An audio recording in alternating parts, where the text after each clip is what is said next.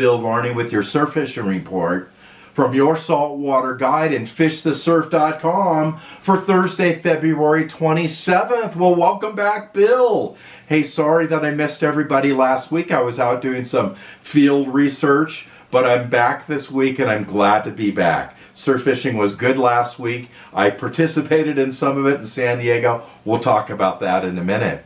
So upcoming next week is the PCS show. We'll be at the PCS show. You can find me in booth 912-912 at Your Saltwater Guide. I'm there Thursday, Friday, and Saturday to answer all your questions.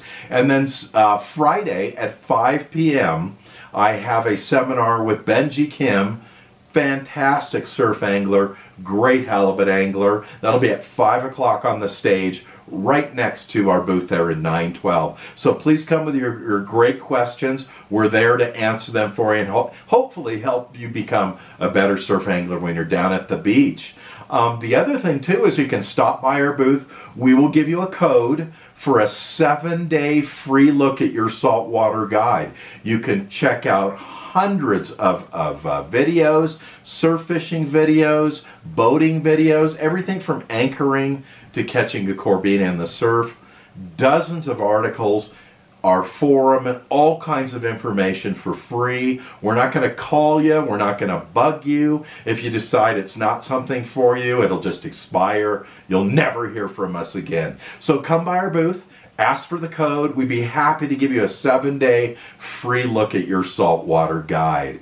So let's start up in Santa Barbara right off the bat. Well, we had some wind up there and a little surf and of course rain with that last storm that came about a week or so, 8 or 10 days ago. That has cleared up there. The water was a bit dirty, but fishing continues to be good in that area. From Campus Point to Hope Ranch, there's both been a decent bite on perch, palm size up to 14-inch perch in that area, and also a couple legal halibut this week up there. Those legal halibut caught on hard baits like the Lucky Craft, the Battlestar, Rapala, those type of suspension baits are working very well in the surf for halibut now, as those halibut begin to stage now for the Grunion that are going to be coming in here very soon.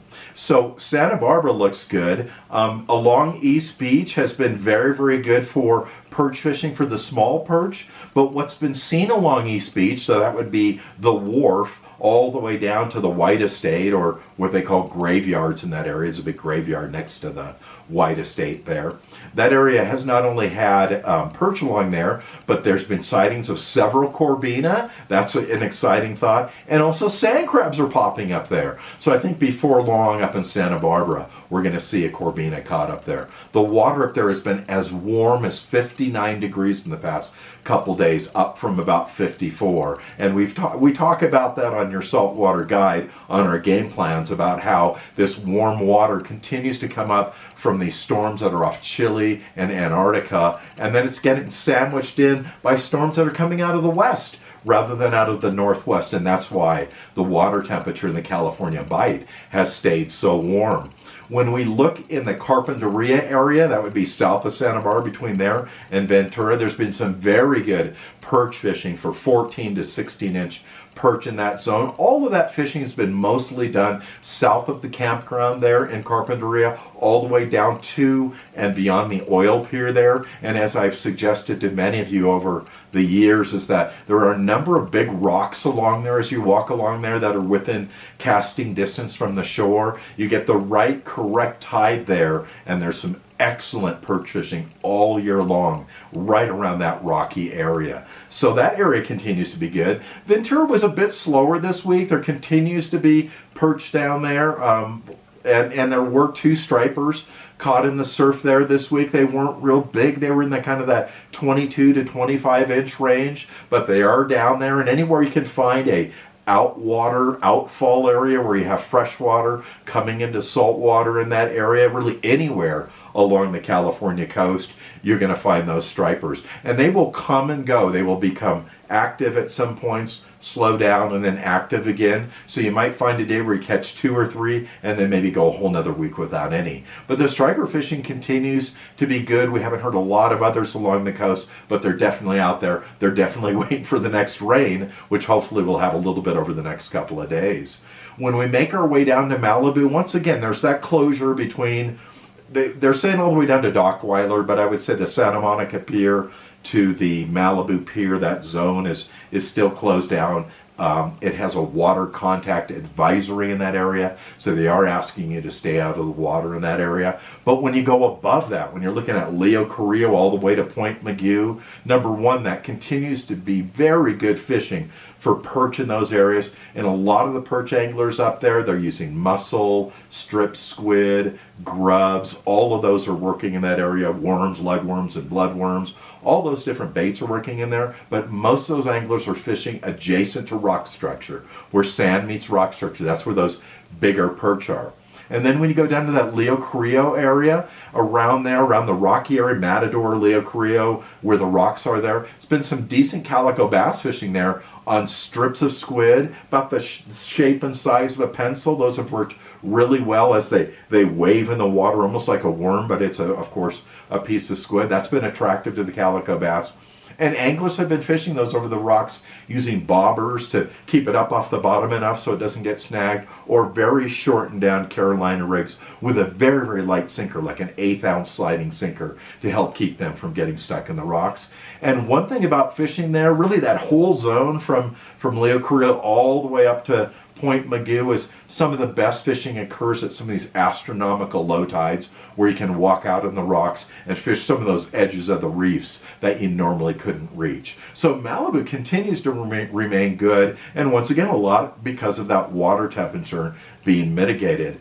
The really big news is coming out of the South Bay this week, where there were several corbina caught, one over 24 inches in the surf, quite a few perch in that 12 to 14 inch range, and then some really big, in that 2 and 3 pound range of yellowfin croakers in that area. Yellowfin croakers have been caught mostly on spoons and shiny type of baits like that, like a Castmaster Crocodile 1/2 ounce, 3/4 ounce. Of course, you can have a lot of casts there, but once you find the group from, they run in schools. Yellowfin croaker run in large schools often. Once you find one, you'll generally find many, and a lot of times they run in the same size there.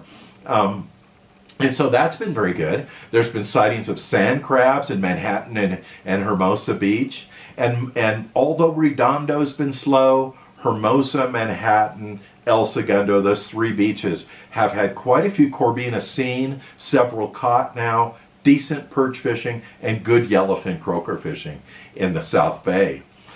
When it comes to the Orange County area, Orange County fishing from San Clemente up in that zone has had some decent perch fishing down there. Once again, sightings of corbina, haven't had any caught there. But when you're in that Newport Wedge area all the way up to Huntington Harbor, that whole stretch along there has been really, really good for those medium-sized 10-inch or so walleye perch. Those 10-inch barred perch have been good down there. There's been yellowfin croaker, smaller fish, but yellowfin croaker have been doing well in that area. And then the really big news down there this week has been a couple of big spotfin croaker caught down there. And those spotfin have been on ghost shrimp, mussel, and bloodworms. Those are the 3 good baits that have been there lately, biting for the spotfin. And a good place to get those baits is that Big Fish in Seal Beach. Just like when you're up in Santa Barbara and you're looking for bait up there or tackle up there, hook, line, and sinker on Cali Real and Upper State Street. Both of those shops are excellent places to go for surf fishing gear and for surf fishing bait. And then when we make our way down to San Diego, and that's where I was fishing last week, beautiful conditions. I found a brand new beach I'd never fished at before. I can't believe that, but it was hidden in a neighborhood that I found. Really good perch fishing down there, very consistent on the grub, those motor oil, root beer grubs. The fish weren't big, they were anywhere from that like 8 to 12 inch range, but there was quite a few of those. And then along the rocks in Carlsbad, Ponto Beach, Torrey Pines, right on the rocks themselves, fishing that rock structure right where it meets sand. Some really good opaleye and buttermouth fishing, and sargo in that area. Some really big sargo. I was really surprised to see those. So San Diego fishing is picking up. Oddly enough, I didn't see any corbina down there. Did look quite a bit for them. So maybe they're up north right now because that's where it seems like we're seeing the sand crabs. There are some in San Diego. They're very, very small. They're those micro ones. But up in the Huntington Beach and both that and the Hermosa Manhattan area, they're about a dime size now. So they're really beginning to grow. And I think some of those corbina are kind of concentrating in that zone, feeding up there. Well, one thing to remember for these upcoming weeks is the Grunion runs. Here come the Grunion runs. Here come the halibut. And here's a couple of things to remember in the Grunion runs.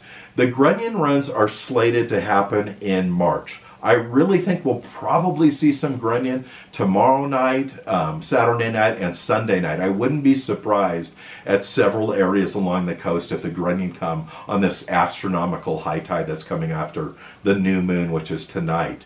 A couple of days of that, and then as we make our way right into the next month, into March, that's when they're really going to come out in big numbers.